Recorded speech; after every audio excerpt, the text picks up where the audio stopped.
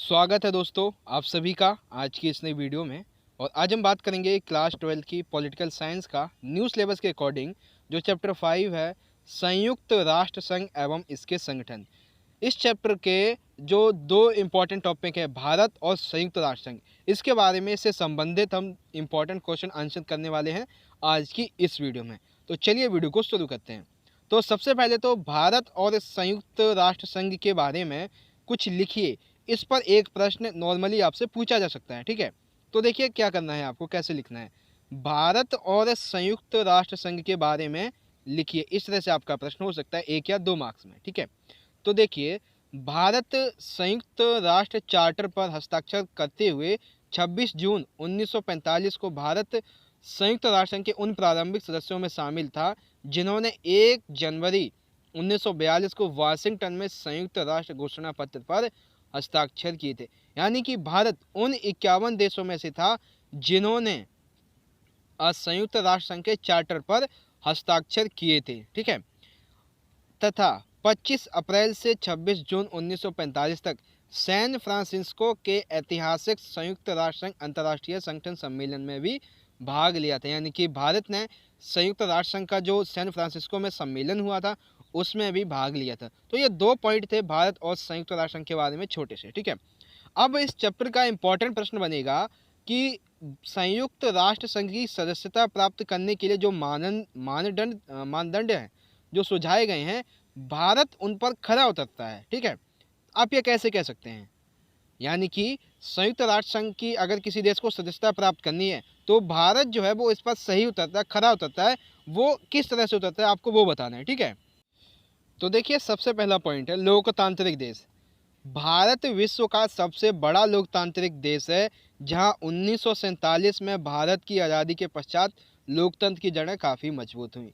यानी कि पहला पॉइंट है लोकतांत्रिक देश। भारत जो है वो विश्व का एक सबसे बड़ा लोकतांत्रिक देश माना जाता है। 1947 के बाद जब से ये उपनिवेश से आज़ाद हुआ है, स्वतंत्र भारत हुआ है, तब से लेकर आज वर्तमान तक इसमें लोकतंत्र बहुत अच्छे से कार्य कर रहा है। लोकतंत्र की जड़ें काफ़ी मजबूत हैं।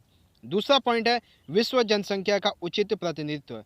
जनसंख्या की दृष्टि से भारत विश्व का दूसरा देश है जिसकी जनसंख्या लगभग 135 करोड़ है। जनसंख्या की दृष्टि से जो भारत है वो दुनिया का दूसरा सबसे बड़ा देश माना जाता है, जिसकी जनसंख्या लगभग 135 करोड़ के आसपास है, ठीक है। तीसरा पॉइंट है क्षेत्रफल यानी कि भूभाग। क्षेत्रफल की दृष्टि से भी भारत विश्व का 7वां बड़ा देश माना जाता है। क्षेत्रफल की दृष्टि से भी अगर हम बात करें तो जो भारत है वो वैश्विक स्तर पर 7वां बड़ा देश माना गया है, ठीक है। और कुछ इसमें पॉइंट बनते हैं मानवाधिकारों पर निष्ठा। यानी कि देखिए पॉइंट 4 क्या है, मानवाधिकारों पर निष्ठा। भारत के संविधान में भारतीय नागरिकों को मानवाधिकार प्रदान किए गए हैं। यहाँ तक कि भारत में मानवाधिकार आयोग भी गठन किया है। यूएनओ का एक आयोग है मानवाधिकार आयोग। उसी तरह भारत में भारतीय नागरिकों को कुछ मानवाधिकार प्रदान भी किए गए हैं। उनको लागू करने के लिए, उनकी सुरक्षा के लिए मानवाधिकार आयोग का भी गठन किया गया है, ठीक है। पांचवा पॉइंट है उचित अंशदान। संयुक्त राष्ट्र संघ में भारत का अंशदान हाल के वर्षों में बढ़ा है। यानी अभी की हम वर्तमान की बात करें तो भारत का संयुक्त राष्ट्र संघ में जो अंशदान है, ठीक है, वो काफ़ी बढ़ा है। 2014-15 में संयुक्त राष्ट्र संघ में भारत ने भारी मात्रा में अंशदान किया था। उस समय यह चौथे स्थान पर था। यानी 2014-15 में जो संयुक्त राष्ट्र संघ में अंशदान किया गया था उस समय भारत चौथे स्थान पर रहा था, ठीक है। तो इस बात से पता चलता है कि भारत और जो संयुक्त राष्ट्र संघ है उसमें कितना ये अंशदान देता है, ठीक है। छठा पॉइंट है हथियारों पर लगाम लगाने का समर्थन। भारत परमाणु हथियार से संपन्न एकमात्र ऐसा राष्ट्र है जो परमाणु हथियारों को प्रतिबंधित करने और उन्हें समाप्त करने के लिए परमाणु अस्त्र कन्वेंशन की स्पष्ट रूप से मांग करता है। यानी कि जो भारत है वो परमाणु हथियारों से संपन्न देश तो है, लेकिन फिर भी वो यूएनओ की सुरक्षा परिषद की स्थायी सदस्यता प्राप्त करने के लिए ये परमाणु अस्त्र कन्वेंशन जो है उसकी मांग करता है, ठीक है। सातवां पॉइंट है संगठनों का विस्तार। जो भारत है वो अब तक विश्व के बहुत बड़े बड़े संगठन जैसे विश्व व्यापार संगठन, ब्रिक्स, G20 जैसे बड़े बड़े आर्थिक संगठनों का प्रभावशाली देशों में से गिना जाता है। यानी जो भारत है वो वैश्विक स्तर पर बड़े बड़े संगठनों का भी हिस्सा रह चुका है, ठीक है।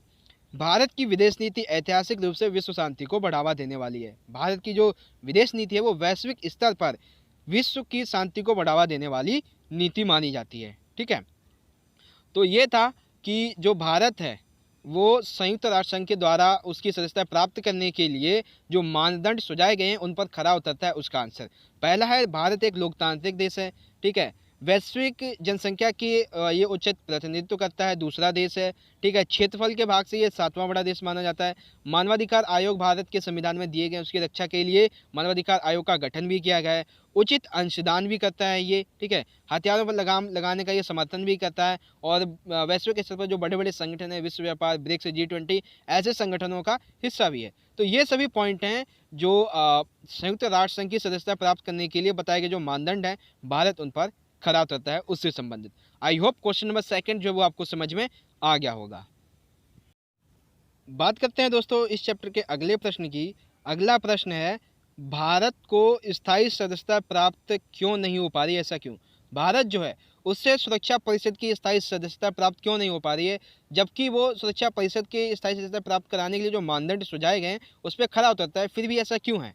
ठीक है, तो भारत ने कई बार कोशिश की है कि वो सुरक्षा परिषद की स्थायी सदस्यता प्राप्त कर सके, लेकिन वो नहीं कर पाया। ऐसा किन कारणों की वजह से? पहला कारण है वीटो पावर धारक देश। जब कभी भी भारत को संयुक्त राष्ट्र संघ में सुरक्षा परिषद की स्थायी सदस्यता प्राप्त करवाने की बात उठती है तो चीन अपनी वीटो पावर का प्रयोग करके इसे निरस्त कर देता है। यानी कि जब कोई देश सुरक्षा परिषद में भारत को संयुक्त राष्ट्र संघ की जो सुरक्षा परिषद है उसकी स्थायी सदस्यता प्राप्त कराने की बात उठाता है, जैसे अमेरिका था, रूस है, ये जब बात उठाते हैं तो चीन जो है वो अपनी वीटो पावर का उपयोग करके इसे निरस्त कर देता है और कहता है कि मैं भारत को स्थायी सदस्यता प्राप्त करवाने के पक्ष में नहीं हूँ। तो इस तरह से जो भारत है उससे चीन की वजह से, चीन के वीटो पावर के प्रयोग की वजह से उससे जो सुरक्षा परिषद है उसकी स्थायी सदस्यता प्राप्त नहीं हो पाती है। ठीक है, यह हुआ पहला कारण। दूसरा कारण है अन्य दावेदार।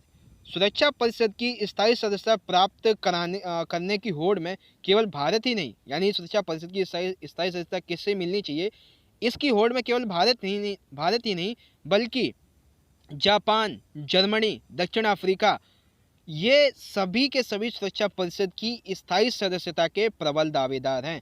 यानी कि भारत ही नहीं अपितु और भी अन्य देश ऐसे हैं जो सुरक्षा परिषद की स्थायी सदस्यता पाने के प्रबल दावेदार माने जाते हैं। ठीक है, अगला पॉइंट है भारत के पड़ोसी देशों के साथ संबंध। जो भारत है उसके पड़ोसी देशों के साथ उसके साथ संबंध सही नहीं है, इसकी वजह से इसे संयुक्त राष्ट्र संघ की स्थायी सदस्यता नहीं दी जा रही है। देखिए, भारत का अपने पड़ोसी देशों के साथ संबंध खटासपूर्ण है, ऐसा संयुक्त राष्ट्र संघ के जो सदस्य उनका मानना है।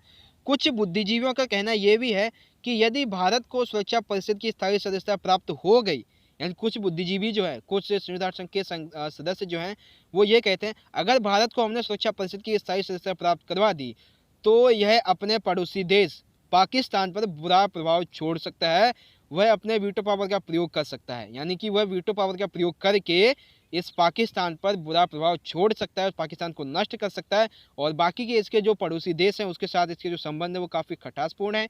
इसलिए इसे जो संयुक्त राष्ट्र संघ की स्थायी सदस्यता है वो नहीं मिलनी चाहिए। ठीक है, आखिरी पॉइंट बचता है परमाणु परीक्षण।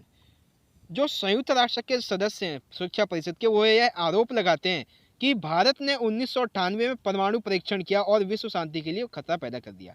यानी कि भारत ने 1998 में जो परमाणु परीक्षण किया है उसको बिना यूएनओ की अनुमति के किया है, बिना जो संयुक्त राष्ट्र संघ की सुरक्षा परिषद के स्थायी सदस्य हैं उनकी बिना अनुमति के किया है। तो इसने वैश्विक स्तर पर अशांति को बढ़ावा दिया और शांति के लिए खतरा पैदा हो गया है। तो ऐसे में जब भारत ऐसे कार्य करता है तो उसे संयुक्त राष्ट्र संघ की स्थायी सदस्यता प्राप्त नहीं होनी चाहिए। ठीक है, ऐसा उन लोगों का मानना है। ठीक है, तो ये था हमारा क्वेश्चन नंबर 3, भारत को सुरक्षा परिषद की स्थायी सदस्यता प्राप्त क्यों नहीं हो पाती है। पहला कारण है वीटो पावर धारक देश, जिसमें आप चीन का उदाहरण डालेंगे। अन्य दावेदार, जिसमें आप जर्मनी, दक्षिण अफ्रीका और जापान का उदाहरण डालेंगे। भारत के पड़ोसी देशों के साथ संबंध तीसरा पॉइंट है, इसमें आप पाकिस्तान के बारे में बताएंगे। और परमाणु परीक्षण जो किया है उससे वैश्विक शांति को खतरा हुआ है उसके बारे में आप यहाँ पे बता सकते हैं। ठीक है, तो यही था दोस्तों हमारा आज की वीडियो, जहाँ पे मैंने आपको चैप्टर 5 है संयुक्त राष्ट्र संघ एवं इसके संगठन, उसके भारत से संबंधित जो प्रश्न हैं पहला था भारत और संयुक्त राष्ट्र संघ के बारे में बताइए, ठीक है, तो उसकी स्थापना के समय भारत के योगदान के बारे में आपको बताया।